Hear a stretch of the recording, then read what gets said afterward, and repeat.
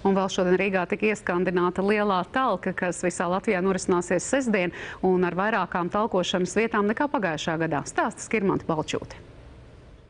Arvis Rubenis pats pieteica savu talkas vietu Gulbenes novadā. Viņa ģimene kopā ar kaimiņiem uzkops kādu blakus esošo mežiņu. Paredzēts, ka uz talku atnāks ap 30 cilvēki un suns. Viņš tā izaudzis, cilvēki ir piemētājuši, ar visu daudz ko piedrazās.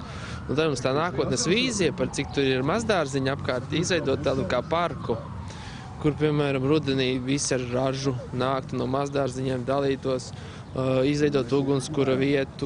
Šodien pēdējā diena, kad varēja reģistrēt savu talkas vietu. Tiem, kas to nepaspēja izdarīt, organizatori iesaka atrast tuvāko reģistrētu vietu un vienkārši izmest savus atkritumus lūk šādos zilajos talkas maisos, tad tos aizvedīs.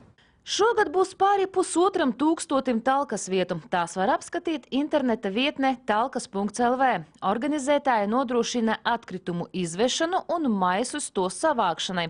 Katru gadu tie ir savādākā krāsā. Tas nav vienkārši prieka pēc. Tas uzlabo omu, kad parādās tādi maisi. Pirmā bija dzelteni, tad bija zaļi, tad sarkani, šogad ir zili. Un tas ir arī tie tā kā marķējums, jo cilvēki mums ir attapīgi un gudri.